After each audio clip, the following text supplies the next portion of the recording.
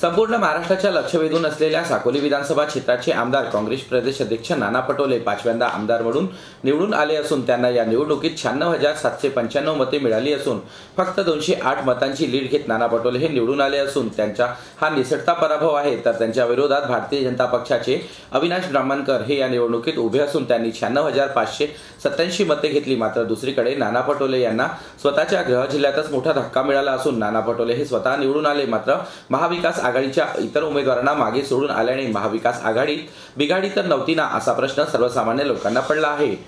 ही विधानसभा निवडणूक संपूर्ण राज्यात महाविकास आघाडी विरुद्ध महायुती अशी पाहायला मिळाली असून गोंदिया जिल्ह्यात महायुतीने महाविकास आघाडीला हुसकावून लावले आहे। तर भंडारा जिल्ह्यात नाना पटोले हे स्वतः 208 मतांनी निवडून आले। मात्र त्यांना इतर उमेदवारांना निवडून आणता आले नाही। यात गोंदिया विधानसभा क्षेत्रातून 27 वर्ष आमदार राहिलेले काँग्रेस पक्षाचे माजी आमदार गोपालदास अग्रवाल यांचा पराभव झाला। तर आमगाव विधानसभेत काँग्रेस पक्षाचे नवखे उमेदवार राजकुमार कुराम तर अर्जुनी मोरगाव विधानसभा क्षेत्रातून काँग्रेस जिल्हाध्यक्ष माजी आमदार दिलीप बनसोड तर तिरोडा विधानसभा क्षेत्रातून राष्ट्रवादी शरद पवार गटाचे रविकांत बोपचे यांचा पराभव झाला। तर भंडारा जिल्ह्याच्या तुमसर विधानसभा क्षेत्रात राष्ट्रवादी शरद पवार गटाचे माजी आमदार चरण वाघमारे यांचा पराभव झाला।